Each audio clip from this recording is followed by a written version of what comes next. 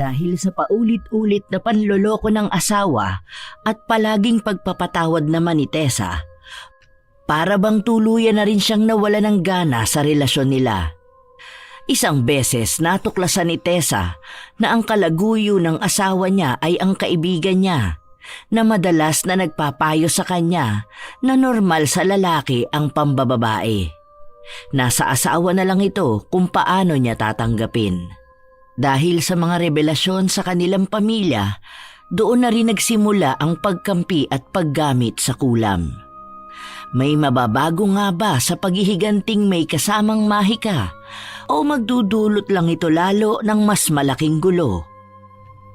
Alam mo, Bes, ganyan talaga ang mga lalaki. Hindi mo maiiwas sa kanilang pambababae. Mas nakakataas kasi ng ego nila yan. Mahirap kasi maibigay ang satisfactions nila. Kahit naman sinong lalaki dyan na mapangasawa mo, palagi yan magkakaroon ng ibang babae. Hindi ba ang sabi nila, ang mahalaga ay sa'yo siya umuuwi. Kaya anong iniiyak-iyak mo dyan? Ilang beses ko na siyang pinatawad. Palagi naman niyang sinasabi na magbabago siya. Hanggang kailan ako maghihintay na totohanin niya yun? Kasi magiging maayos lang kami sa una. Tapos babalik na naman siya sa panloloko sa akin. Paano mo pa kasi nasabi na may babae na naman siya ngayon? Nahuli mo ba siya? May nakita ka bang kahit na ano? Sa ngayon wala pa. Pero malakas ang pakiramdam ko na meron siyang babae. Nararamdaman ko kasi ganitong-ganito siya kapag may tinatago sa akin. Asawa niya ako. Ilang taon na kami nagsasama kaya mararamdaman ko talaga kapag may nagbabago sa mga kilos niya. Oh, wala ka naman palang nakikita na ebidensya. Bakit kung umiyak ka dyan, akala mo naman nahuli mo siya? Nagiging praning ka lang talaga. Bahala ka, ikaw rin. Kung patuloy mo siyang aawayin at pagbibintangan sa pambababae niya, iiwan ka talaga niyan. Bakit hindi mo nalang kasi hayaan ang babae? Basta na ibibigay naman sa'yo ang pangangailangan ng pamilya mo. Sa'yo naman umuuwi. Kasal kayo. O ano pang poproblemahin mo? Hindi mo kasi naiintindihan, Bes. Humarap kami sa altar. Nangako kami sa harapan ng Diyos na mananatili kaming tapat sa isa't isa. Hindi ko matanggap kasi may mali ba sa akin? May kulang ba? Naibibigay ko naman. Naaasikaso ko siya. Nagiging maayos din ako sa sarili ko. Pangit na ba ako ngayon dahil may anak na kami? Hindi ko maintindihan bakit kailangan niya pang humanap ng iba. Napasandal na lang si Tessa sa kinauupuan niya habang umiiyak. Ang dami niyang katanungan na hindi masagot. Lahat ng patungkol sa pagbaba ng tingin niya sa sarili niya. Sa 5 taon nilang pagsasama ng asawa niya, halos hindi na mabilang kung ilang beses na nga ba itong nambabae. May pagkakataon pa na muntik na silang maghiwalay pero pinagbibigyan at pinapatawad lang ito ni Tessa. Dahil naniniwala pa rin siya sa kasagraduhan ng kasal. Nananatili pa rin akong tapat sa kanya at sa sinumpaan namin. Hindi niya ba kaya yon? Hindi niya ba nakikita na nasasaktan ako? Ang sabi niya mahal niya ako at ayaw niyang masira ang pamilya namin. Pero bakit ganito naman ang ginagawa niya? Hindi ba dapat mas mag-effort pa siya para lang ipakita na totoo ang mga sinasabi niya? Kasasabi ko lang kanina, Bes, na normal sa mga lalaki ang mambabae. At ikaw na babae, dapat talaga manatili kang loyal sa kanya. Mas nakakahiya kung ang babae ang nagkakasala. Mas mahirap yun patawarin. Sige na, huwag ka nang umiyak dyan. Hayaan mo na lang siya. Basta ang mahalaga, ikaw pa rin ang asawa niya. Hindi ko pa rin talaga matanggap. Ang hirap. Sobrang hirap. Isipin mo na lang ang palagi kong sinasabi. Ikaw ang pinakasalan. Sa'yo umuuwi. Kaya ikaw ang panalo. Saglit lang naman yan sa mga babae niya. Titikim lang ng bago. Siyempre, nag-iba na ang katawan mo nung nanganak ka. Kaya malamang hahanap na yan ng mas bata at mas sariwa. Kaya hayaan mo na, ha? Hindi makuha ni Tessa ang pilit na pinupunto ng kaibigan niya. Nahihirapan siyang intindihin ang mga ito dahil sa mga paulit-ulit na sinasabi ni Mitch. Para bang pinamumukha sa kanya na totoo ngang normal sa lalaki ang hindi maging tapat sa isang relasyon kahit paselyado ng kasal. Nang kinagabihang yun, pagod na umuwi si Mark. Halata sa suot nitong damit ang pagmamadali. Gusot-gusot ito at may marka ng lipstick. Nakita yon ni Tessa, kaya nang hubarin ng asawa niya ang uniforme nito, agad niyan dinampot. Inamoy pa niya ito.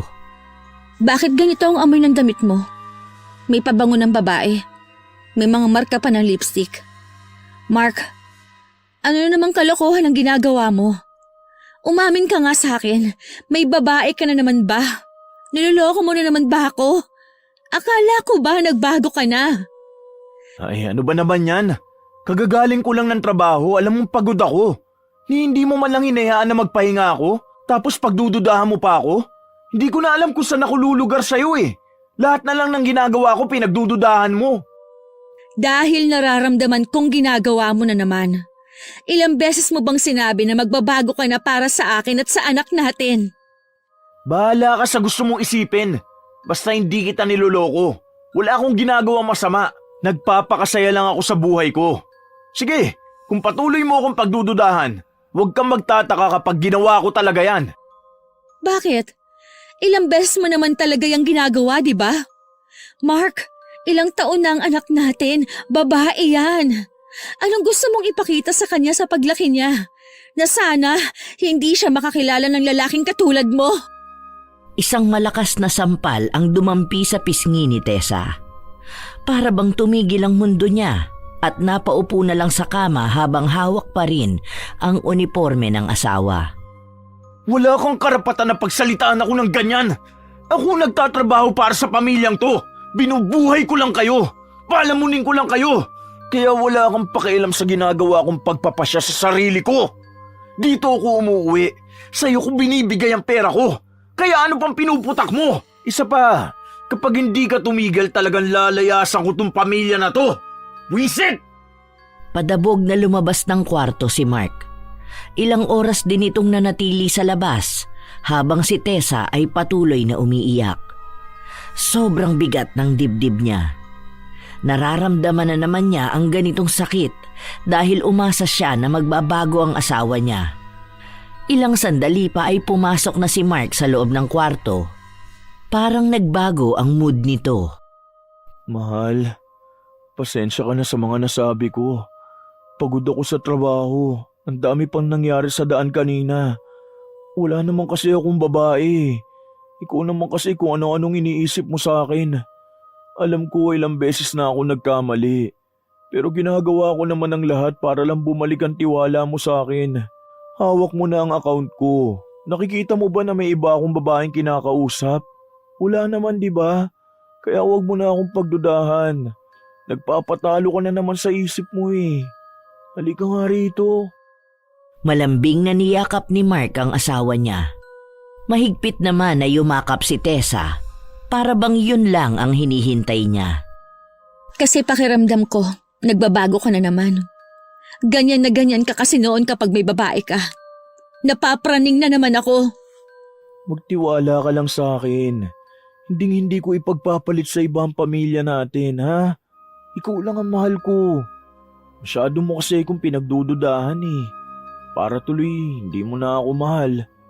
Wala akong ibang babae. Nagbago na ako. Naging matured na ako. Binibigyan naman kita ng tiwala ko. Dahil gusto ko na maging maayos ang pamilya natin. Sana nga, wag mo na yung sisirain. Pangako mahal, hindi na yun mauulit. Hindi kita lulukuhin. Natapos ang gabi nila na maayos. Ilang araw din ang lumipas, nagpakita si Mark ng labis na pagmamahal sa asawa niya. Para bang bumabalik ito sa panliligaw sa kanya. Napapadalas din ang paglabas nila kasama ang kanilang anak. Pagod ka na ba, mahal? Magpahinga ka na muna. Ako na ang maglilinis sa mga gamit sa labas. Tulog na rin si Mika eh. Nandun na sa kwarto niya. Ikaw rin, matulog ka na. Bakit ikaw? Tara na, magpahinga na tayo. May trabaho ka pa bukas. Anong oras na oh? Ako nang bahala sa mga kalat sa labas. Maglilinis din ako ng bahay bukas. Sigurado ka ba? Hindi na, ako na. Dito ka na lang muna, ha? I love you. Pinagpilitan ni Mark na lumabas. Humalik pa siya sa noo ng asawa niya. Hinayaan na lang din ni Tessa dahil nakakaramdam siya ng pagod dahil sa naging gala nila ng pamilya. Mabilis naman na nakatulog si Tessa. Nang maalimpungatan siya 10 oras ng gabi, wala ang asawa niya sa tabi. Hindi mawari ang kutob na nararamdaman niya. Kaya lumabas siya para tingnan kung nakatulog ito sa sala, ngunit wala rin ito doon. Hindi rin nagalaw ang mga kalat. Nasaan kaya yun? Ang sabi niya magliligpit siya ng mga kalat, pero wala naman siyang nagawa. Mahinang bulong ang narinig ni Tessa mula sa labas ng bahay. Palihim niyang sinilip ito. Nakita niya ang asawa na may katawagan. Hindi niya lang marinig kung tungkol yon saan. Dahil sa biglang kirot ng dibdib niya, napahawak siya rito. Hindi niya kinausap si Mark tungkol dito. Nagmamadali siyang pumasok sa loob ng kwarto nila at nagpanggap na tulog. Kinabukasan, maagang umalis si Mark papasok sa trabaho. Hindi na nga nito naihatid ang anak nila sa eskwelahan. O bakit parang nakabusangot ka na naman dyan? Akala ko ba maayos na kayo ng asawa mo? Maayos nga kami pero parang may mali eh. I mean, bumabalik na ang tiwala ko kasi maayos na siya sa akin. Pero kasi nahuli ko siya kagabi na may katawagan. Malakas ang pakiramdam ko na babae niyang kausap niya. Bumubulong siya eh. Narinig mo ba ang usapan nila? Baka mamaya kamag-anak niya yon o kaya emergency tungkol sa trabaho. Hindi naman porket may kausap siya sa phone, may babae na siya. Hindi ko nga narinig. Saka kung kamag-anak niya yon, malalaman ko kaagad. Hawak ko ang account niya. Tiningnan ko kung tinawagan niyang mga magulang niya o kapatid niya. Pero wala naman akong nakita. Malakas ang pakiramdam ko sa ibang account niya kinakausap ang babae niya. May iba pa bang app na tingin mo pwede niyang makausap ang babae niya? Wala akong alam sa mga ganyan. Saka ano naman problema kung may nakakausap siyang ibang babae? Kausap lang naman yun eh. Hay nako, Tessa. Maayos na kayo ng asawa mo. Huwag mo na ulit palalain ang problema. Tignan mo nga, napapadalas na kayo lumabas. Tapos may efforts na naman siya. Ano pa bang hahanapin mo? Hindi lang naman doon natatapos yun. Ang gusto ko lang naman, magbago na siya. Huwag na siya mambabae. Kasi naman, babae ang anak namin.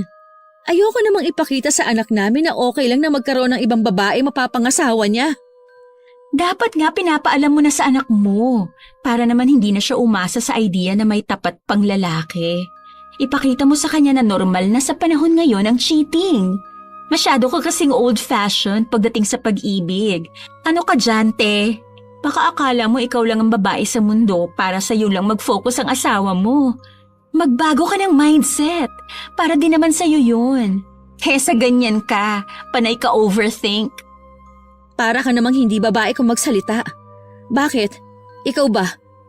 Hindi mo ba gusto na magkaroon ng isang lalaki na magiging tapat sa'yo hanggang sa huli? Hindi. Dahil alam ko na walang ganyan. Isipin mo na lang, yung mga lalaki na lapit ng lapit sa akin, may mga asawa na. Kaya bakit ko pa iisipin na magiging tapat sa akin ang asawa ko? Bibigyan ko lang ng stress ang sarili ko. Di kung lolokohin niya ako, di lukohin niya ako. Ganon din naman ang gagawin ko sa kanya. Si Mitch lang ang natawa sa mga sinabi niya. Hindi makapaniwala ang kaibigan niya sa kung paano tumatakbo ang utak nito.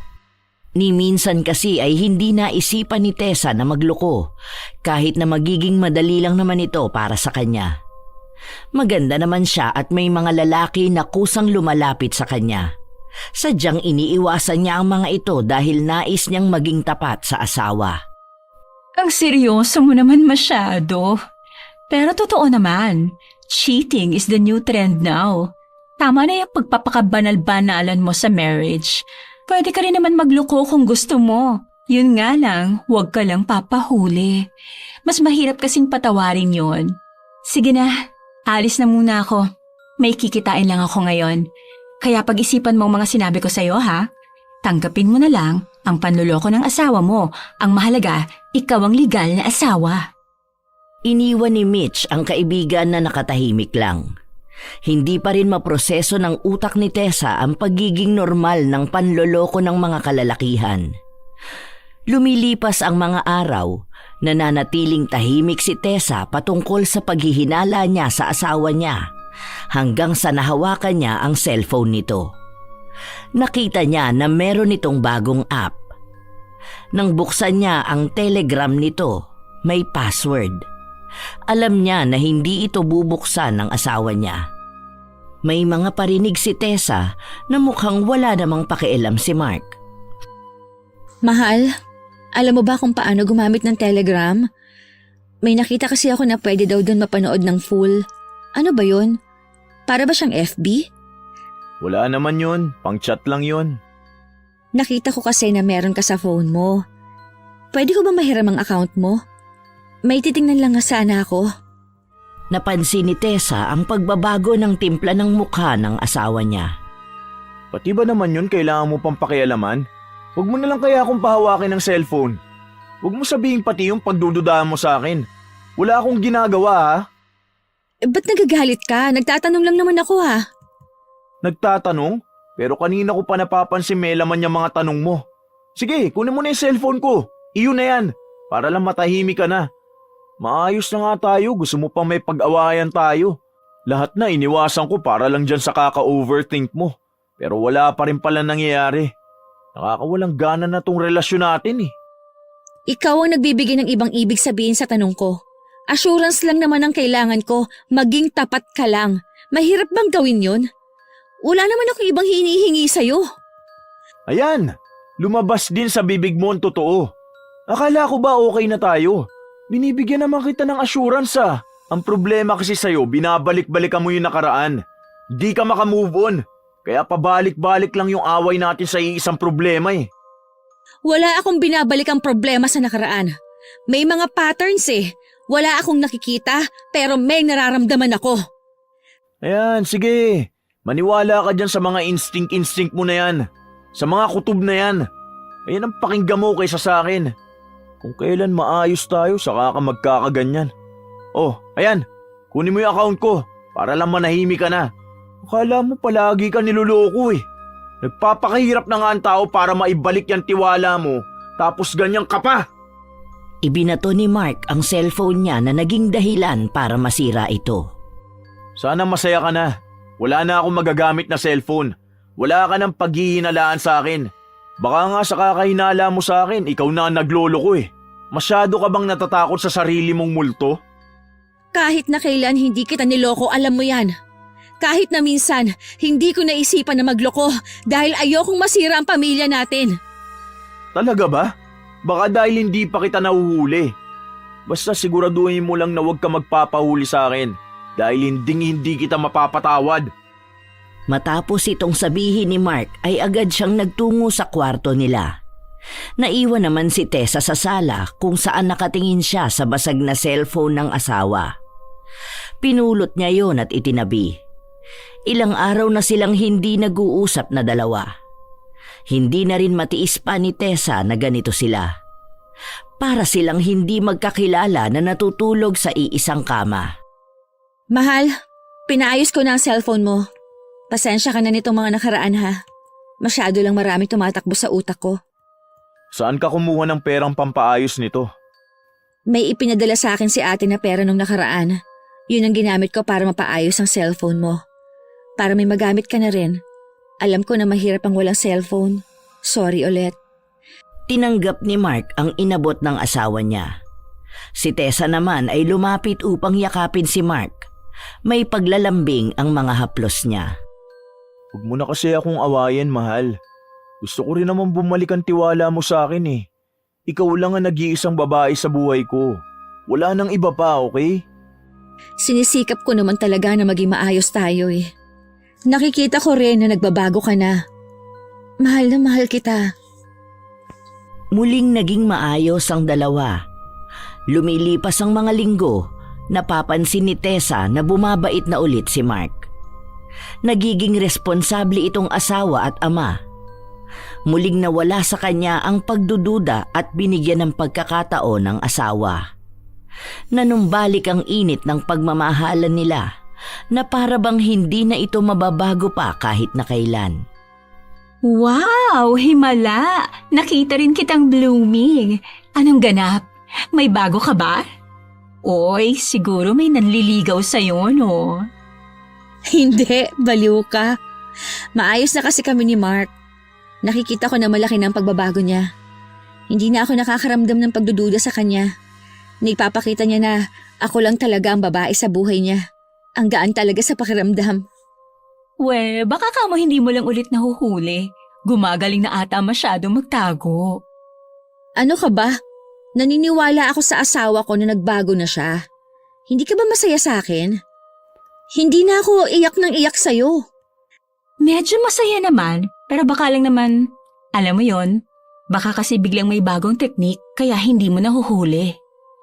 Ayoko na isipin ng mga ganyan.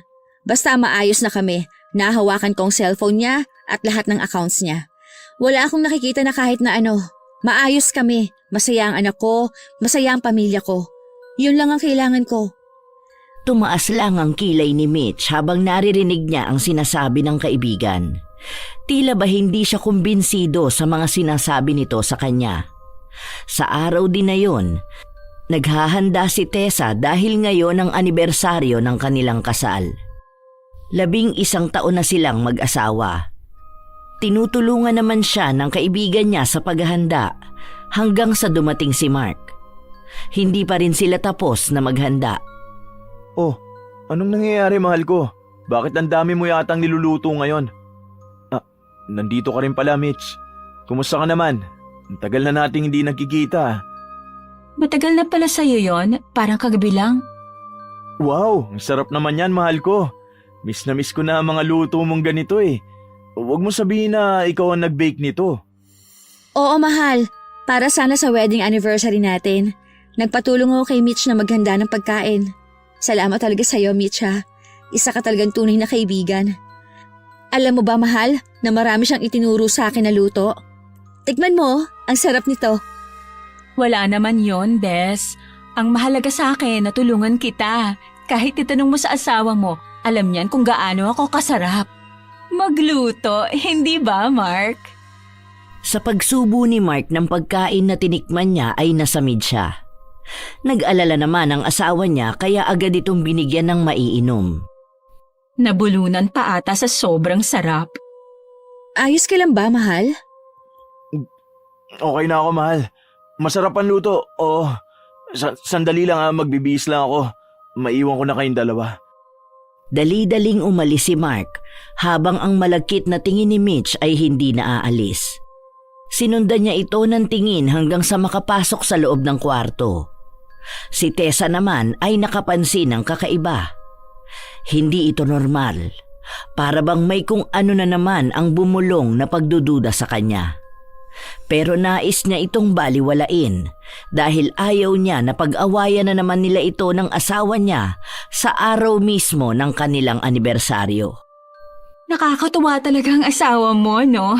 Halatang mahilig sa masarap. Naalala ko pang paborito niyang menudo. Paano mo nalaman na paborito niya ang menudo? Hindi ko maalala kung nabanggit ko yan sa'yo noon. Ano ka ba? Hindi ba may karinderya kami noon? Akong nagbabantay doon. Tinutulungan kong tiyahin ko. Kaya kapag napapadaan siya doon, bumibili siya palagi. Malapit lang yan sa pinagtatrabahuhan niya. Talaga ba? Kasi madalas ko siyang pabaunan ng pagkain. Hindi ko alam na bumibili pala siya ng lutong ulam. Sabi sa'yo, mahilig sa masarap ang asawa mo. Ang mga lalaki, mahilig tikman ng bago sa kanila. Pero siguro, baka sa katrabaho niya. O siya, uuwi na ako sa bahay. Maiwanan mo na kita ha? Enjoy mong anniversary niyo. Hindi na kumibo pa si Tessa. Pinagmasdan niya lang ang pag-alis ng kaibigan niya. Pakiramdam niya, may mga nakatagong pahiwatig sa mga salitang binitiwan nito. Sa paglipas ng mga araw, hindi na nawala ito sa utak ni Tessa. Para ding may mga bagay na kumukonekta sa mga nangyayari sa kanila ng asawa niya. Habang wala pa siyang napatutunayan, isinantabi ni Tessa ang problemang ito. Isang araw, habang naglilikom siya ng mga labahin, may napansin siya sa ilalim ng mga gamit ni Mark. Teka, ano to? Bakit may cellphone dito? May ibang cellphone si Mark? Kailan pa to? Binuksan ni Tessa ang cellphone, ngunit nang hina siya sa bumungad sa kanyang wallpaper. Ang kaibigan niya at ang asawa niya na nakahiga sa iisang kama. Magkayakap silang dalawa habang nakalabas pa ang dila ni Mitch. May panginginig ang kamay ni Tessa habang pinagmamasdan niya ito. Parang nanlalamig din ang buo niyang katawan. Parang biglang lumakbay ang kaluluwa niya sa pagtataksil na ito. Ilang sandali pa ay narinig niya ang yabag ng asawa niya. Kaya nagmadali siyang itago ang cellphone sa mga labahin. Oh, bakit ka bumalik? Late ka na niyan sa trabaho. May nakalimutan lang ako. Sige, maglalaba lang ako. Hindi direktang makatingin si Tessa sa mga mata ng asawa niya. Hanggang ngayon ay nanginginig pa rin ang laman niya. Hindi niya ibabalik ang cellphone hanggat hindi niya nakukumpirma kung ano ba ang meron sa asawa niya at sa kaibigan niya. Kahit na alam niyang masasaktan siya, nais niya pa ring malaman ang buong katotohanan. Napansin ni Tessa ang pagtagal ng asawa niya sa kwarto, kaya nagpanggap ito na tutulungan niyang hanapin ang naiwan nito. Ano bang naiwan mo? Baka nakita ko. Hindi na. Baka nasa office na. Sige na mahal, aalis na ako. Teka, sigurado ka ba? Tutulungan na sana kitang maghanap. Pwede naman ako maglinis ngayon para mahanap ko. Ano ba yon? Hindi na kumibo pa si Mark. Bakas ang pamamawis sa kanya. Sa pag-alis niya, halata na aligaga siyang maaaring may mahanap o makita na naman ang asawa niya. Ang hindi niya alam, hawak na mismo ni Tessa ang hinahanap niya. Nang makaalis na si Mark, doon bumuhos ang luha ni Tessa. Sobrang bigat sa dibdib. Paanong ang kaibigan niyang nakakaalam ng mga sakit na nararamdaman niya ay ang mismong tao na nagdudulot nito sa kanya? Pilit na pinakalma ni Tessa ang sarili niya. Hindi siya maaaring magpatalo sa emosyon niya dahil alam niyang mapapahiya lang siya kapag sinugod niya kaagad si Mitch. Kaya kailangan niyang magpanggap na wala siyang alam. Kailangan niyang maging matapang. Lumilipas ang mga araw, nakatago pa rin ang cellphone ni Mark na madalas na napansin ni Tessa na hinahanap nito. Ano ba kasing hinahanap mo, mahal? Nagulo na yung damitan, no? Sabihin mo na kasi sa akin para matulungan kita. Baka mamaya na itabi ko lang. Nadala ko kasi yung cellphone ng katrabaho ko eh. Ipaprank ko sana siya. Kaso nakalimutan ko, nadala ko pala sa bahay. Hindi mo ba nakita? Hindi eh. Anong klaseng cellphone ba? Anong kulay? Kulay itim. Kailangan ko na kasing ibalik eh. Ilang araw nang nawawala. Baka mamaya malaman na ako ang nagtabi. Papagbintangan pa ako. Eh di, sabihin mo na lang sa kanya na nawala mo. Ibabalik mo na lang kamo kapag nakita mo. Sa katrabaho mo ba talaga yon? Sandaling natigilan si Mark sa ginagawa niyang paghahalungkat. Hahanapin ko ba kung hindi? Malamang sa katrabaho ko. May iba pa ba akong cellphone? Tinatanong ko lang. Tinatanong o nagdududa? May problema na nga ako rito tapos gaganyan ka na naman. Bahala kang isipin ang gusto mong isipin. Kung hindi ka rin naman makakatulong sa akin, manahimik ka na lang. Manahimik? Gusto mong manahimik ako habang nagkakandaugaga ka dyan hanapin yung cellphone na wallpaper mo pa ang picture nyo ng kabit mo? Talaga ba, Mark? Talaga bang si Mitch pa? Ano bang sinasabi mo? Ayan, nababaliw ka na naman. Napapraning ka na naman. At ang nakikita mong pagbubuntunan, ako na naman? Galit na nagtungo si Tessa sa drawer kung saan niya itinago ang cellphone. Binuksan niya ito at ipinakita ang wallpaper sa asawa. Ito, ano to? Hindi ba ikaw to at si Mitch? Anong paliwanag mo rito? Sabihin mo ng lahat ng kasinungalingan mo. Sige, para magkaalaman na tayo. Walang hiya naman, Mark. Talagang kaibigan ko pa? Talagang ninang pa ng anak mo ang napili mong landiin? Di ko alam ang sinasabi mo. Hindi akin yan. At hindi yan ang cellphone na hinahanap ko. Huwag mong gawing issue ang mga bagay-bagay. Huwag gawing issue! Tingin mo ba hindi ito issue? Magkatabi kayo sa kama. Tapos wallpaper pa lang isa mong cellphone. Na hindi ko nga alam na may cellphone kang iba. Bakit kailangan mo tong gawin, ha? Akala ko pa naman nagbago ka na. Pero mas masahol ka pa pala. Ipaliwanag mo to! Pinaghahampas ni Tessa ang cellphone sa asawa niya. Umiiwas naman si Mark hanggang sa naagaw niya ang cellphone. Ito ba ang pinuputak-putak mo? Hindi ko alam kung saan galing to. O baka gumagawa ka na naman ng paraan para isisi sa akin lahat. Talagang nagawa mo pang iset up ako? Para saan mo to ginagawa, ha? Dahil ba wala ka mahuli sa akin? Kaya ikaw na lang ang gumagawa ng paraan, ha? Talagang ako pang sinisi mo! Andyan ang ebidensya! Kitang-kita na! Talagang nagawa mo pang itanggi! Ibang klase ka, Mark! Huling-huli ka na sa akto! Hindi ka pa rin umaamin!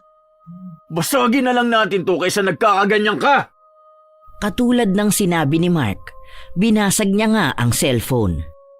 Sinigurado niyang sirang-sira ito na kahit ipagawa ito ni Tessa ay hindi na maaayos pa. Hindi na rin magawa pa ni Tessa na umiyak, para bang iba na ang sakit na nararamdaman niya ngayon. Harap-harapan na siyang niloloko ng asawa niya at ito pa ang galit sa kanya. Ayan, sira na! Siguro naman mananahimik ka na. Panay ka kasi bintan sa akin. Puro na lang trust issues. Pagod na ako sa'yo, Tessa! Sa akin ka pa napagod? Kung hindi mo ko binigyan ng mga sakit noon, kung hindi mo sinira ang tiwala ko, tingin mo ba magkakaganito ako? Huling beses na ito, Mark. Tandaan mo, huling beses na kitang bibigyan ng pagkakataon. Dahil sa susunod na mahuli pa kita, hindi ko na alam ang gagawin ko. Pagod na rin ako sa panloloko mo. Sa ngalan ng anak natin, pagbibigyan pa kita. Matapos itong sabihin ni Tessa ay lumabas siya ng bahay. Doon siya nagpahangin upang kumalma.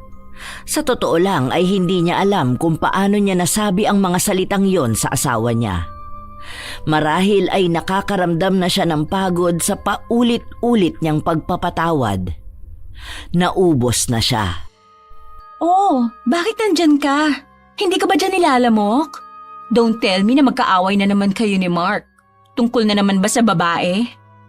Oo, tungkol na naman sa panloloko niya sa akin. Sabi naman kasi sa'yo, once na ang lalaki ay naghanap na ng babae, hindi mo na yan mapipigilan pa. Hahanap-hanapin niya ang bagong putahe. Kahit ano pang ihain mo sa kanya, titikim pa rin yan ng iba. Tanggapin mo na kasi. Tanggapin ko na ano? Na meron talagang mga malalande at makakating babae na linggis ng linggis sa mga lalaki? Kahit na alam nilang may asawa na? Hindi ba, minsan, hindi lang dapat lalaki ang may kasalanan?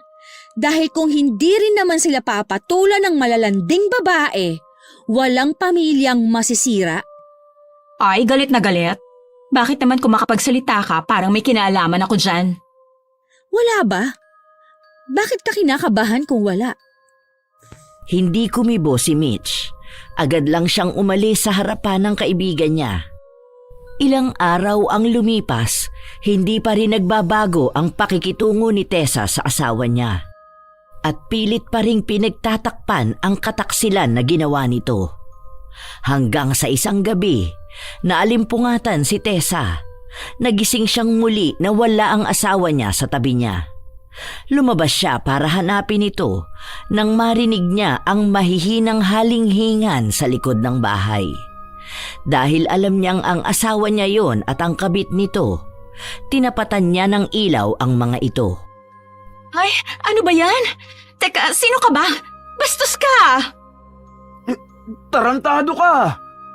Hindi nila alam na si Tessa yon dahil nakatutok sa kanila ang ilaw. Agad na nagbihis ang dalawa. Nang lalapitan na nila ang tao na nagiilaw sa kanila, Doon nila nakita kung sino ba ito. Ano? Nasiyahan ba kayong dalawa sa pantatarantado niyo sa akin? Hindi na ako nagtataka. Alam ko na kahit harap-harapan na to, itatanggi niyo pa rin. Ikaw lalaki, lumayas ka sa pamamahay ko. Wala kang karapatan na manatili rito kasama ang anak natin. Hayop ka! Teka lang, mahal. Mali ang iniisip mo. Ano bang desisyon yan? Asawa mo ako, hindi ba? Bigyan mo pa ako ng isa pang pagkakataon. Mahal na mahal ko kayo ng anak natin. Mahal? May pagmamahal bang ganyan? Pinagtaksilan niyo akong dalawa. Ang babaeng tinuring kong kaibigan ang umaahas pala sa asawa ko. Wala kayong mga hiya. Mga baboy! Hoy, anong umahas? Hindi ko inaahas ang asawa mo. Dahil siya ang kusang lumapit sa akin. Kasalanan ko ba na naspag ka na at ako ang napili ng asawa mo dahil mas bata at mas masarap ako kesa sa'yo? Pinili? Talaga ba? Oh, ayan pala, pinili mo siya. Ngayon, sa kanya ka sumama. Lumayas ka rito! Pilit na pinipigilan ni Tessa ang sarili niya na mas sumabog palalo dahil baka makagawa lang siya ng mali. Baka kasi mapatay niya ang dalawa. Katulad ng sinabi ni Tessa, pinaghahagis niya sa labas ng bahay ang damit ng asawa niya. Ngunit hindi nagpatinag si Mark. Ipinaglaban niya ang karapatan niya sa mga ari-arian nilang mag-asawa. Hindi mo ako pwedeng palayasin dito basta-basta. Kasal tayo at may parte ko sa bahay na to. Ang kapal talaga ng mukha mo. Saan mo nahahagilap yung kawalang hiyaan mo? Lumayas ka na rito dahil pagod na akong ipaglaban ng pamilyang ito. Hindi ako aalis dito. Kung gusto mo, ikaw ang lumayas. Dahil mas malaki ang parte ko sa bahay na to. Ako ang nagpagawa nito kahit pasabihin mong lupa to ng tatay mo. Akin ang bahay na to. Mag-asawa tayo, kasal tayo. At alam mong hati tayo sa lahat ng ari-arian na meron tayo. Kaya wala kang karapatan na palayasin ako. Matapos mong gawin sa akin to, mas nauna mo pang isipin yan. Sana, yan ang inisip mo bago ka nagloko. Nakasal tayo, na may sinumpaan tayo sa harapan ng Diyos. At lalo sa lahat, may anak tayo. Hindi ko na kayang bitbitin mag-isa ang pamilyang to. Muling inihagis ni Tessa ang mga damit ni Mark. Ngunit hinawakan siya nito sa kamay para mapigilan. Gusto ni Tessa na umiyak, ngunit tuyo na ang mga luha niya. Sa dami ng naiyak niya sa tagal nilang nagsama, ngayon lang siya nasagad at naubos. Marahil dahil na rin sa katotohanang wala na talagang magbabago pa sa asawa niya. Trinaydor siya ng asawa at kaibigan niya. Umalis ka na rito! Hindi ako aalis dahil bahay ko to. Wala akong ginagawa masama. Nagpapakasaya lang ako. Hindi ako nagkamali sa ating dalawa. Bakit hindi mo tanungin ang sarili mo kung sino ang may mali? Ang dami mong pagkukulang bilang asawa. Tandaan mo to, Tess. Ikaw ang may kasalanan kung bakit ako nang bababae. Dahil palagi ka naghihinala sa akin. Tinototoo ko lang dahil kahit naman hindi ko gawin, wala ka ng tiwala sa akin. Sa'yo lahat to nagsimula. Bitiwan mo ako! Nasasaktan ako! Habang nag-aaway ang dalawa, biglang nagising ang kanilang anak. Dahil sa mga nagkalat na mga damit, nagtaka ang bata kung ano ba ang nangyayari. Hindi inamin ng dalawa na nag-aaway sila. Ang sabi lang nila ay may hinahanap sila kaya naging makalat ang bahay. Ayaw ni Tessa na maapektuhan ng bata sa nangyayari sa relasyon nilang mag-asawa. Dahil ayaw umalis ni Mark, walang nagawa ang asawa niya kundi ang tanggapin siya sa bahay nila. Pero nagsimula na rin na manlamig si Tessa. Hindi na niya inaasikaso ang asawa niya katulad noon at hindi na rin niya pinapansin ang kaibigan niya. Wisit naman. Bakit walang pagkain? Hindi ka man lang nagluto? Magluto ka ng pagkain mo. Marami akong ginagawa. Naghahanap ako ng trabaho. Bakit ka naghahanap ng trabaho? Humahanap ka ng dahilan para maghanap ng bagong lalaki? Sa bagay, ano ba namang aasahan ko sa'yo? Mukha ka namang babaeng para sa lahat. Ako pa talaga? Ako pa ang pinagbibintangan mo ng ganyan? Sino kaya sa atin ang lumalandi sa ibang babae? Wala kang karapatan na pigilan ako dahil asawa na lang kita sa papel. Nakatira tayo sa iisang bahay dahil ayaw mong lumayas. Hindi na kita asawa. Ngayon, doon ka magpunta sa kabit mo. Diyan lang yun nakatira sa kabilang bahay. Sa galit ni Mark, hinigit niya ang panga ni Tessa at mahigpit na hinawakan yon. Ako ang padre de pamilya ng bahay na to. Hawak ko kayong mga nakikitira sa bahay ko. Pinapalamon ko kayo. Kaya wala kang karapatan na magreklamo ko ng bababae ko. Kung sana na ibibigay mo lang ang mga pangangailangan ko, hindi ko na hinahanapin sa ibang babae. Itinulak ni Tessa ang asawa at pinagbantaan nito na sa susunod na saktan pa siya nito, tiyak na may kalalagyan siya. Ganon ang naging siste nilang dalawa. Kapag hindi umuuwi si Mark, alam na ni Tessa na naroon ito sa kaibigan niyang ahas. Habang ipinagpapatuloy ito ni Mark, mas lalo niya lang ipinamumukha sa asawa niyang tama ang desisyon nitong lumayo na ang loob sa kanya. Isang beses, habang nagsasampay si Tessa ng mga damit, nilapitan siya ng isa nilang kapitbahay at tinanong ang tungkol sa relasyon ng asawa niya at ng kaibigan niya. Hindi naman nagsinungaling si Tessa sa mga sinabi niya. Oo, totoo yun lahat. Matagal na silang may relasyon dalawa. Katulad nga ng sinabi sa akin ni Mitch, hindi ko mapipigilan ang asawa ko na humanap ng ibang babae dahil normal sa lalaki yon. Normal sa lalaking pumatol sa mga mabababang babae. Kaya kung anong nakikita nyo, yon ang totoo. Matapos itong sabihin ni Tessa ay pumasok na siya sa loob ng bahay nila. Nang kinahapunan nun, sinugod naman siya ng dating kaibigan. Galit na galit itong nagpunta sa bahay nila. Ano bang pinagwawala mo dyan? Wala pa ang asawa ko. Hayaan mo, pupuntahan ka naman nun kapag gusto niya. Huwag kang mag-eskandalo dito. Ang kapal na mukha mo! Anong pinagkakalat mo sa lahat? Na malandi ako? Nakabit ako? Wala akong pinagkakakalat sa lahat. At isa pa, bakit hindi ba? Malandi ka naman talaga at kabit ka. Hindi mo papatulan ang asawa ko kung matino kang babae.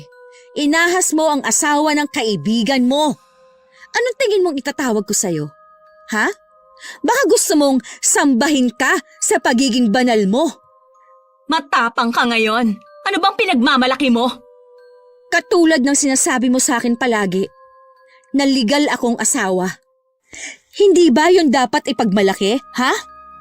Ah, ganon. Matapang ka talaga. Hinigit ni Mitch ang buhok ng dating kaibigan at hindi naman din siya inatrasan ni Tessa. Nagsabunutan sila sa tapat ng bahay. Walang pakialam sa mga tao na nagtitipon na sa panonood sa kanila. Ngayon lang naging matapang si Tessa, marahil dahil punong-puno na rin siya ng galit. Sandaling nagtagal ang pag-aaway ng dalawa nang dumating si Mark. Sa pag-awat niya, natumba sa lupa si Mitch, halatang mas dehado ito. Sinisigurado kong pagsisisihan mong ginawa mo sa akin. Pinahiya mo ako sa lahat. Matapos itong sabihin ni Mitch ay tumayo siya at tumakbo paalis. Sinundan naman siya ni Mark na hindi man lang nagbigay ng kahit na anong pag-aalala kay Tessa. Hindi rin yun nagtagal dahil umuwing galit si Mark sa bahay nila. Kinumpronta niya ang asawa. Mag-usap tayo. Kung tungkol yan sa kabit mo, wala akong panahon. Gusto ko na magpahinga dahil gabi na. Ayoko makipagtalo dahil natutulog na ang anak ko. Anong ginawa mo kay Mitch? Bakit mo siya sinisiraan sa lahat? Bakit kailangan mo pa siyang saktan? Talagang ako pang nanakit sa kanya? Wala akong ibang ginagawa. Pinagtatanggol ko lang ang sarili ko. Alam mong kahit na kailan hindi ko ginawang siraan ng ibang tao. Nakikita ng mga kapitbahay natin ang pagtataksil ninyong dalawa. Hindi sa akin nagsimula yon, kundi sa inyo mismo. Sa kagagawan ninyo. Wala akong pakialam sa'yo. Sa susunod na ipahiya mo siya at saktan, ako na ang makakalaban mo. Huwag mo siyang idamay sa problema ng relasyon natin dahil labas siya rito. Tayo ang dapat naghaharap sa problemang to. Lalong-lalo ka na dahil ikaw ang pinagmulan ng lahat. Hindi na kumibo pa si Tessa. Hinayaan niya na lang ang asawa niya. Dahil kapag nagsalita pa siya, mas lalo lang lalala ang kanilang problema. Habang lumilipas ang araw, mas lalong naaapektuhan ang kanilang anak. Dahil sa mga usap-usapan na kumakalat sa paligid, hindi na lumalabas ang bata para makihalubilo. Maging sa pag-aaral nito, napatawag pa si Tessa ng guro nila na napapadalas ang pagiging palaaway ng anak nila. Nang kausapin ni Tessa ang bata, sinabi nito na inaaway niya ang mga nagsasabi sa kanyang may kabit ang tatay niya. Ayaw ng bata na masira ang tingin ng mga tao sa kanyang ama dahil alam niyang wala naman itong ginagawang masama. Na magkasama naman sila ng nanay niya sa iisang bahay. Nang makauwi si Mark, kinausap ito ni Tessa. Alam mo na bang nangyayari sa anak natin? Bakit? Pinatawag ako ng teacher niya. Napapadalas na ang paikipag-away ng anak natin dahil lang sa mga batang nagsasabing may kabit ang tatay niya. Nasisira na pati ang anak mo dahil sa mga ginagawa mo. Wala akong ibang ginagawa. Ikaw ang nanay eh. Dapat alam mo kung paano didisiplinahin ang bata. Kaya ka nga niya madalas nakasama, di ba? Para magabayan mo siya. Hindi yung sa akin mo na lang isisisi ang lahat. Idadamay mo pa ang anak natin para dyan sa mga katarantaduan mo sa buhay? Masaya ako at wala akong ginagawang mali. Naririnig mo bang sinasabi mo, Mark? Matanda ka na. Nag-iisip ka ba ng tama? Nakikita ng mga tao sa paligid ang ginagawa mo. Nakikita nila kung paano ka sumama sa babae mo. Tingin mo, hindi yun masamang gawain na makakaapekto sa anak mo. Piliin mo naman ang pamilya mo kahit minsan. Iniisip ko ang pamilya ko. Ikaw ang may mali. Ikaw ang may pagkukulang, hindi ako. Kung hindi mo sana pinairal yung pagdududa mo sa akin, di sana buo tayo at maayos. Hindi sana naapektuhan ang anak natin. Huwag lang pagkakamali kung tignan mo. Alamin mo rin naman kung bakit ako nagkakaganito. Hindi natapos ang bangayan nila. Patuloy si Mark sa paninisi sa asawa niya, habang si Tessa naman ay pinagdidiinan din ang pagkakamali ng asawa niya. Halos gabi-gabi na silang nagbabangayan. Walang palya, paulit-ulit na usapan. Hanggang isang araw, bumisita ang tiyahin ni Tessa na si Tia Sabel. Sigurado ka ba na ayos lang sa asawa mo na makituloy ako sa bahay ninyo? Isang linggo lang naman, hihintayin ko lang si Jonathan na makauwi ng Pilipinas para dito na lang niya ako sunduin. Ay opo, wala naman pong problema doon. Pero ayos lang po ba na magkasama kayo ni Princess sa iisang kwarto? Oo naman, wala naman yung problema sa akin. Hindi niyo pala siya kasama matulog. Opo, sinasanay po namin siya sa sarili niyang kwarto eh. Sige po, magpahinga na po muna kayo. Sandali lang po, magluluto na po muna ako. Paalis na sana si Tessa matapos siyang pigilan ng kanyang Tia Sabel. Sandali nga lang, Tessa. Pagpantayin mo nga ang kamay mo. Akin na, may titingnan lang ako sa mga palad mo. Ganito po ba? Bakit po? Ano pong meron? May nakakaaway ka ba? O meron bang isang tao na may malaking galit sa'yo? Bakit po? Ano po bang nakikita nyo? May kumukulam sa'yo, Tessa. Nagsisimula pa lang siyang gawin yon kaya hindi pa umiepekto. Ay, teka. Halika sa kwarto at haharangin na kaagad natin ang gusto niyang mangyari. Hindi na nagdalawang isip pa si Tessa. Dahil nasa paaralan pa si Princess at nasa trabaho si Mark, silang dalawa lang ang nasa bahay. May mga kinuhang gamit si Tia Sabel sa kanyang bag at ipinahid ito sa buong katawan ni Tessa. Matapos nito ay nagsindi siya ng kandila at nagritual. Dahil sa ginawa niya, nakaramdam ng kilabot si Tessa. Lumalakas din ang hangin sa loob ng kwarto kahit na nakasarado naman ang bintana. At kahit paanong lakas ng hangin, hindi natitinag ang apoy sa kandila. Nagpapatuloy na umusal si Tia Sabel ng ritual hanggang sa natapos siya. Ano na pong nangyayari, Tia? Paano niyo po pala nalaman na may kumukulam sa akin? Ibinalik ko sa taong yon ang ginawa niya sa iyo. Bibigyan kita ng proteksyon para makaiwas ka sa mga ganyang kulam. Palagi mong susuotin ang singsing na ito. Pamana pa ito sa akin ng mga ninuno natin. Mabisa itong pangontra sa itim na mahika. Mabuti na lang at napatingin ako sa mga mata mo. Napansin ko kasing kakaiba ang refleksyon ko kaya alam ko na agad na may kumukulam sa'yo. Sa tagal ko ba namang mangkukulam, madali na sa akin malaman kung nasa ilalim ng sumpa ang isang tao. Tingin mo ba, sinong may galit na maaaring gumawa niyan sa'yo? Hindi ka agad umimik si Tessa. Ayaw niyang mambintang pero pakiramdam niya ay kilala niya ang gumawa sa kanya nun. Wala ring alam ang pamilya niya sa nangyayaring away sa kanila ng asawa niya. Kasi po, tiya, sa totoo lang, may problema kami ng asawa ko at yung kalaguyo niya ay dati kong kaibigan. Nagkaroon kami ng malalang away nitong nakaraan. Tapos ang sabi niya pa sa akin, sisiguraduhin niyang pagsisisihan ko ang pamamahiya ko sa kanya. Ayun, maaaring siya ang may kagagawan nito sa'yo. Maaaring sa pamamagitan ng kulam ang naisip niyang paraan para magantihan ka. Mabuti na lang at naagapan ko kaagad. Baka kung ano pa mangyari sa'yo. Hayaan mo, bumalik na yon sa kanya ng doble. Habang iniisip niyang nagdurusa ka, siya ang makakaramdam nun. Pero paano po yun? Hindi ko po gustong gumanti sa pamamagitan ng kulam. Galit ako sa kanila.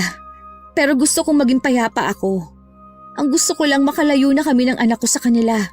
Dahil kung ayaw ng asawa kong magbago, baka oras na po para umalis na kami at hayaan siya. Maaari pa namang mawala ang sumpa na yun. Siya lang ang nakakaalam ng lunas dahil siya naman ang nagsimula nun.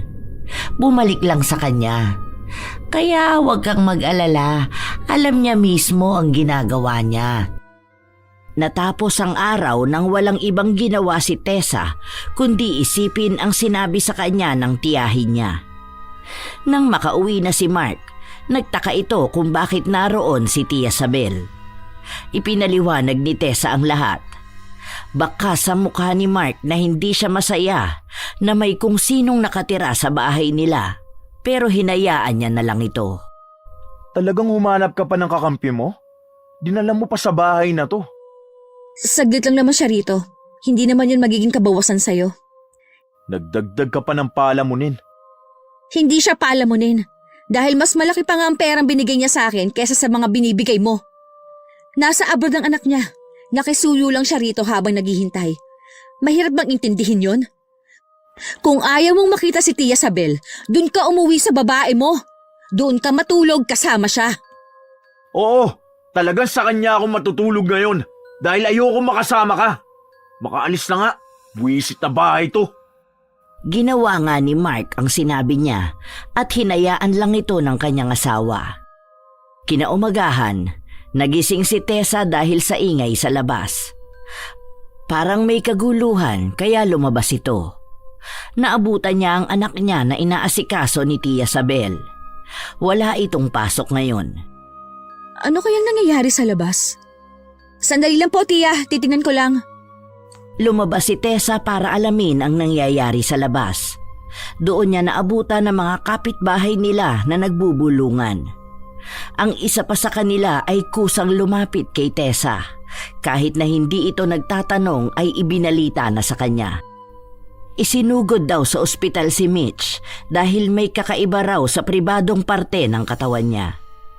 May mabahong nana daw na lumalabas at parang may mga ngipin na sumasakit kapag tumatama sa balat niya. Si Mark daw ang nakapansin nun kaya humingi siya ng tulong sa mga kapitbahay na dalhin ito sa ospital. Naroon din si Mark na nag-aasikaso sa kalaguyo niya. Hindi mawari kung natutuwa nga ba si Tessa sa nabalitaan niya o maaawa siya rito. Oh, ang bilis mo namang makibalita sa mga kapitbahay. Ano nangyari? Ay oo nga pala, naliligo na si Princess. Yun po ba ang kulam na nangyari kay Mitch? Yung gusto niyang gawin sa akin na bumalik sa kanya? Nakakatakot naman po. Bakit masyadong mabilis na nangyari sa kanya? Ganon talaga ang kulam. Mabilis itong bumalik at mas malala. Kaya nga madalas naming pinapaalalahanan ng mga nagpapakulam sa amin kung talagang desidido na sila sa ginagawa nila. Dahil kapag bumalik sa kanila yon, malala ang mga mangyayari sa kanila. Lalo na at napansin kong hindi naman marunong ang mangkukulam na hiningan niya ng tulong. Baka inaakala niya na hindi mo naman malalaman yon. Paano po yan? Nakakaawa siya kahit nagalit ako sa kanya. Naiisip ko pa lang na ang hirap ng pinagdaraanan niya ngayon. Sana yan ang iniisip niya nung ginawa niya yon sa'yo. Sana inisip niya na paano kung sa kanya mangyari yun. Tingin ba niya matutuwa siya? Minsan kailangan talagang maranasan ng isang tao ang gusto niyang iparana sa iba para matauhan sila. Hayaan mo siya dahil kapag talagang may pagsisisi siya sa nagawa niya, magagamot niya ang sarili niya. Kahit pa gano'n ang mga sinabi ni Tia Sabel, nabalot pa rin ng pag-aalala si Tessa. Galit siya kay Mitch at sa asawa niya, pero hindi niya inakala na maaaring umabot silang lahat sa ganitong punto. Na kailangan pang sumailalim sa itim na mahika. Habang hindi mapakali si Tessa sa loob ng kwarto, dumating ang asawa niya. May ginawa ka ba kay Mitch? Ako? Wala akong ginawa sa kanya. Bakit ba ako palaging sinisisi mo sa mga nangyayari sa inyo ng babae mo? Ang sabi niya sa akin, kinukulang mo siya. Kaya siguro pinapunta mo rito ang tiyahin mo para lang makaganti sa amin. Sisiguraduhin ko sa iyo na matatalo namin kayo. Tumawag na kami ng albularyo para lang matapos na tong lahat. Humanda kayong dalawa namang kukulang mong tiyahin. Bakit ba sa amin ka nagagalit? Hindi ko nakasalanan kung ano nangyayari sa babae mo. Nag-aalala pa nga ako sa kanya nang marinig kong balita kanina. Tapos sa huli, ako pa rin ang lalabas na masama. Oh, tumawag na pala kayo ng albularyo. Bakit hindi niyo paggawin para malaman niyo ang totoo? Baka gusto mong samahan pa kita. Akala mo ata natatakot ako sa inyo. Matapang ka talaga, no? Ganyan ba talaga nagagawa kapag may kamag-anak na kakampi? Sige, sumama ka sa akin para makita mong pinaggagawa mo sa kanya. Di ka na naawa. Maaawa? Nagpapatawa ka ba? Sino bang nanira ng pamilya? Sino ba ang nang-ahas ng asawa? Hindi ba siya naman yun? Hindi niya ginawa yun. Hindi niya ako inagaw sa'yo. Ikaw ang nagpupumilit na pumunta ako sa kanya. Ikaw ang may kasalanan. Hindi mo na nga ako mahal, di ba? Kasi kung mahal mo ako, tatanggapin mo at patatawarin mo ako. Hindi yung ikaw pa mismo magtataboy sa akin. Sa kanya ko nakuha ang simpatsya na ayaw mong ibigay sa akin. Nandyan siya kapag malungkot ako. Nandyan siya sa mga panahon na galit ka sa akin. Kaya hindi mo ako masisisi. Tapos ngayon nakikita mo nagiging masaya kami, gusto mo kami sirain? Hindi ba ikaw na mismo nagsabi sa akin na kung saan ako masaya, doon ako? Ikaw ang pilit na pinagtutulakan akong palayo. Ibang klase ka rin mag-isip, ano? Sige, ngayon mo isipin kung sinong nasa tabi mo ng mahabang panahon. Noong galit sa'yo ang pamilya mo. Noong walang-wala ka. Sige, itapon mo ang 11 years natin para lang sa kanya. Hindi ko kasalanan na napagod na ako, na naubos ako sa pagpapatawad sa'yo. Mahal kita. Mahal na mahal kita. Pero inuubos mo ko. Sinasagad mo ako. Kaya nagawa mo siyang ipakulam? Hindi ko siya pinakulam dahil wala akong ginagawang kahit na ano. O sige, halika. Para magkaalaman na, sasamahan na kita. Hinila ni Tessa ang asawa niya para magpunta sa bahay ng dati niyang kaibigan. Maraming tao ang nasa labas ng bahay. Pumasok sila sa loob kung saan naroon si Mitch, nakahiga at nakabukaka. Puno ng kahihiyan ang mababakas sa kanyang muka. Hindi niya kinakaya ang samot-saring sakit na nararamdaman niya. May pagdurugo na rin na humahalo sa pagnanana ng pribado niyang parte. Umaalingasaw din ang amoy nito. Nakakaramdam siya ng hapdi at kati. Anong ginagawa ng babaeng yan dito? Bakit sinama mo pa yan dito? Ano, masaya ka na ba sa nakikita mong nangyayari sa akin? Sobra na akong nahihirapan at nasasaktan. Tignan mong maigi! Tignan mong maigi ang ginawa mong pangungulam sa akin! Hindi kita kinulam. Alam mo sa sarili mo kung ano ang ginawa mo. May albularyo kang tinawag para lang maalis yung kakatihan mo. Bakit hindi mo alamin mula sa kanya ang totoo? Ako ang naagrabyado ninyo. Ako ang nasiraan ng pamilya. Kaya huwag kang umasta na ako pang masama rito. Oo, ikaw naman talaga ang masama. Dahil alam naman ng lahat na masama kang asawa. Hindi na nakapagsalita pa si Tessa matapos magsalita ang albularyo. Base sa kanya, walang ibang kumulam kay Mitch dahil siya mismo ang kumulam sa sarili niya. Yon ang bagay na hindi kayang magamot ng albularyo dahil ang tanging makakagamot lang sa kanya ay ang sarili niya at kung ano ang napagkasunduan niya ng mangkukulam na nakausap niya. Doon na mas lalong umingay ang paligid na mas kinainis ni Mitch. Palayasin yung mga chismosa na yan! Lumayas kayo rito, mga marites! Layas! Huwag niyo nga akong pag-usapan! Mga wala kayo may tutulong sa sitwasyon ko! Nandito lang kayo para may mapag-usapan. Mark, babe, palayasin mo sila! Nahihiya ka na ba ngayon? Nalaman na ng lahat ang sikreto mo. Ngayon sa akin mo pa gustong isisi ang lahat ng kakatihan mo? Tigilan niyo na akong dalawa dahil wala akong panahon sa inyo. Iyong-iyo na ang dati kong asawa. Hindi ako pwedeng ganito lang. Ang tanga mo namang albularyo ka. Bakit ko naman ipapakulam ang sarili ko? Para saan pa? Gamutin mo ko dahil baka ikaw ang ipakulam ko. Bilisan mo! Nagalit ang albularyo dahil sa sinabi ni Mitch. Umalis ito at sinabing hindi niya gagamutin ang sinumang may ganong klase ng pag-uugali. Siya ang gumawa ng masama sa sarili niya. Siya lang ang maaaring tumapos nito. Doon ay mas lalong nakaramdam ng galit si Mitch sa dating kaibigan. Aminin mo ng ginawa mo! Baka pwede na akong makaalis dito dahil wala na akong dapat nang ipaliwanag tungkol sa sarili ko. Tanggapin mo na lang na yan ang napapala ng mga babaeng mga agaw at naninira ng pamilya. Ngayon, bit-bit mo na ang kakatihan mo at mas umaalingasaw na ang baho mo. Andiyan naman ang asawa ko. Kaya kanyang alagaan. Iyong-iyo na yan. Paalis na sana si Tessa nang nagsalita pa si Mitch. Paano mangyayari na ipapakulam kong sarili ko? Ikaw ang pinakulam ko pero bakit sa akin napunta? Pinakulam mo si Tessa? Oo, dahil naiinis ako sa kanya. Sinisiraan niya ako sa lahat. Pinagbibintangan niya akong kabit at maninira ng pamilya. Pinapahiya niya ako at gusto ko siyang bigyan ng leksyon. Ngayon, ikaw ang nabigyan ng leksyon? Ibang klase ang karma, ano? Narinig mo na mismo sa sarili niya. Wala na akong dapat pang ipaliwanag.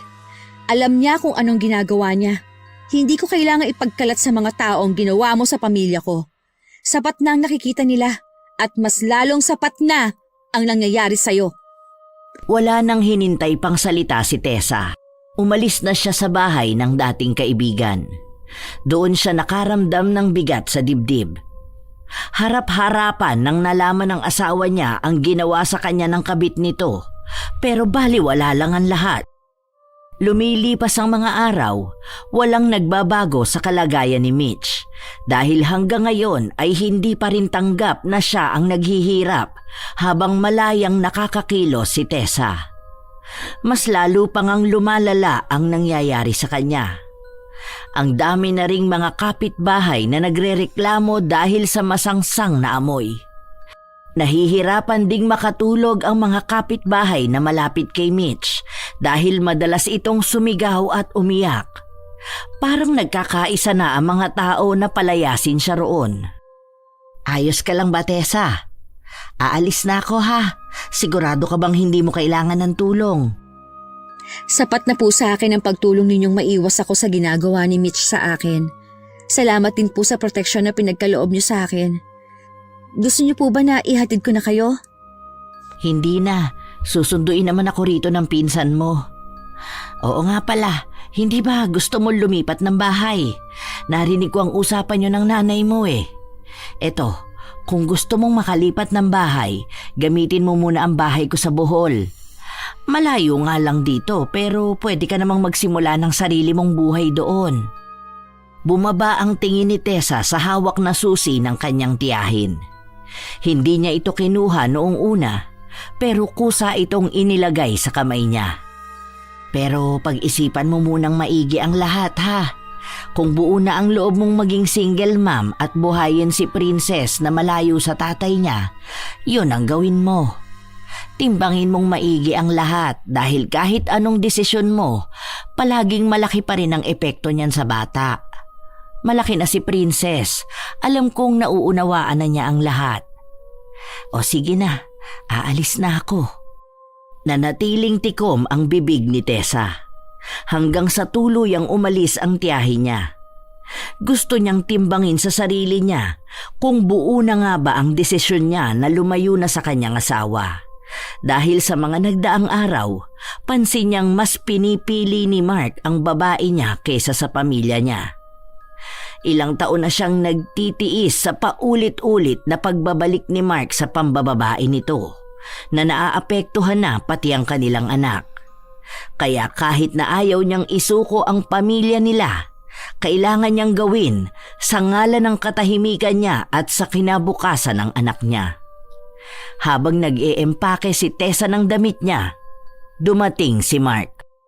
Anong ginagawa mo? Bakit ka nag-iempake? Aalis na kami ng anak mo. Pinapaubaya na kita sa babae mo. Pangako, hindi ko na kayo guguluhin. Talagang gusto mo na makawala sa akin? Mas pipiliin mong palakihin ang anak natin na hindi buo ang pamilya? Kung yun lang ang tanging paraan. Kesa naman palakihin ko ang anak natin na magkasama nga ang mga magulang niya, pero para naman siyang nakatira sa impyerno dahil walang ibang maririnig kundi away. Ayokong lumaki ang anak ko sa ganong pamilya. Ayokong makita niya na nagdurusa ang nanay niya kasama ang tatay niya na ibang-ibang babae. Pagod na akong maging martir, Mark. Pagod na akong maghintay na magbabago ka pa. Tama na to dito. Habang binabanggit yun ni Tessa, hindi niya mapigilan ang luha niya na pumatak. Hindi niya gustong humantong sa ganito ang relasyon nila. Pero hindi naman pwedeng siya lang ang palaging gumagawa ng paraan para manatiling buo ang pamilya nila. Kinabukasan, nagtanong ang asawa niya kung pwede niyang puntahan si Mitch dahil may gusto itong sabihin sa kanya. Ginawa naman yun ni Tessa. Ilang araw pa lang ang lumilipas pero naging butot balat na si Mitch. Ang dati niyang bata at magandang mukha at katawan ay maagang lumipas dahil sa nangyayari sa kanya. Nakakaramdam ng awa si Tessa pero alam niyang wala naman siyang magagawa. Huwag na nating aksayahin ang oras sa isa't isa. Aalis na kami. Hindi ko na kayo guguluhin. Pwede na kayo magsama ng malaya. Isa lang din ang pakiusap ko sa inyo. Huwag niyo na kaming guluhin pa. Marami akong realization itong mga nakaraan. Tama ka nga. Ang dami kong maling nagawa sa'yo. Hindi ko man lang pinag-iisipan ang ginagawa ko. Hinayaan kong may ibang babae na masaktan dahil sa akin. Sana patawarin mo ko, Tessa. Ang dami kong nasayang sa pagkakaibigan natin. Sana mapatawad mo ko. Mapagpatawad akong tao. Pero kailangan ko pa ng oras para dyan. Sana ngayon alam mo na ang pagkakamali mo. Sana alam mo na rin kung ano ang dapat mong gawin. Sana gumaling ka na. Dahil kahit minsan, hindi ko kayang may ibang tao na nahihirapan. Lalo kung may kaugnayan yun sa akin. Sana dumating ang araw na mapatawad mo ko sa mga nagawa ko sa'yo. Sorry talaga, Tessa. Sorry. Masyado akong nadala ng emosyon ko. Nakasira ako ng pamilya at muntikan pa akong maging dahilan para magdusa ka. Ngayon na sa akin nangyari ang lahat. Dito ko napagtanto na dapat pala hindi ko ginagawa ang ayaw kong mangyari sa akin. Sana talaga mapatawad mo ko. Mapapatawad kita. Alam ko yon. Para sa paglaya nating lahat. Sa ngayon, hayaan na muna nating lumipas to. Sige na, aalis na ako. Matapos itong sabihin ni Tessa ay agad na rin siyang umalis doon. Hinayaan niya ang dalawa na makapag-usap. Ipinagpatuloy niya ang pag-iempake ng mga gamit niya, pati na rin ang gamit ng anak niya. Ipinaliwanag niya kay Princess na kailangan muna nilang magpakalayo-layo dahil baka kung sakali doon mapagtanto ng kanyang ama kung ano ang nawala sa kanya. Bago umalis ang mag-ina, Kinausap muna ni Mark ang asawa niya. Buo na ba talaga ang desisyon mong umalis? Paano si Princess? Baka mas lalo siyang mahirapan. Nasabi ko na sa kanya ang kalagayan ng pamilya natin. Matalinong bata si Princess. Nauunawaan niya ang nangyayari. Hindi ko ililihim sa bata at hindi ko ipipilit kung anong hindi natin kaya. Kung sadyang hindi tayo naging mabuting asawa para sa isa't isa, sikapin nating maging mabuting magulang para sa kanya. Patawarin mo ako sa mga nagawa ko sa'yo at sa mga paulit-ulit na sakit na idinulot ko para sumuko ka ng ganito. Hindi na ba talaga kaya? Ipinapangako ko sa'yo na hindi ko nauulitin pansaktan ka. Hindi ko kaya mawala ka, Tessa.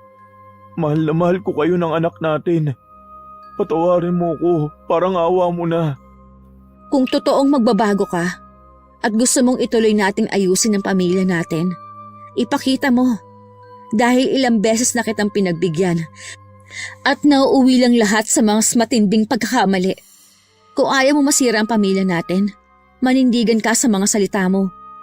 Hayaan mong bigyan pa natin ng oras sa mga sarili natin para doon natin malaman kung talagang kaya pa natin maayos to. Kailangan ko ng pahinga dahil pagod na ako sa paulit-ulit mong paghingi ng tawad sa bagay na paulit-ulit mo ring ginagawa. Itinuloy ni Tessa ang paglayo sa asawa niya. Umalis sila ng anak niya papuntang Bohol sa bahay na tinutukoy ni Tia Sabel. Mahirap ito tanggapin at panindigan noong una dahil alam niyang ang daming sugat sa pagkatao niya ang dapat niyang magamot. Mga saksak na siya rin ang nagbaon. Sa paglipas ng mga taon, nagkaroon na ng mas magandang pagbabago ang lahat. Hindi tumitigil si Mark sa panunuyo sa asawa niya. Mas lalo niyang ipinakita na nagbago na siya ng tuluyan at sa pag-alis ni Tessa sa piling niya, doon niya napagtanto na hindi niya pala talaga kayang mabuhay nang wala ito.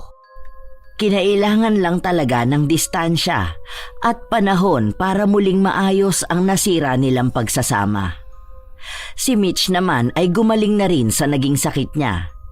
Nabalitaan na lang ni Tessa na lumipad na papuntang ibang bansa ang dating kaibigan dahil nagpakasal ito sa isang Amerikano.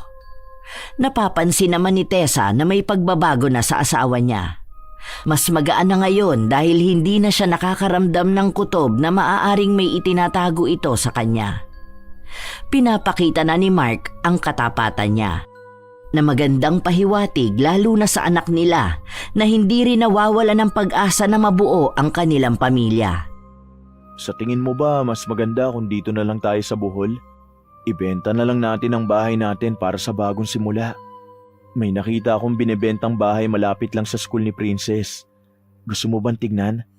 Para yun na lang ang bibilin ko. Teka, hindi pa naman kita sinasagot ha. Nanliligaw ka pa rin naman sa akin, bakit nagpaplano ka nang magsama tayo? Gusto mo pa talagang bumili ng bahay? Di kukunin ko pa rin. Para habang nanliligaw ako sa'yo, napaghahandaan ko na ang magiging bahay natin.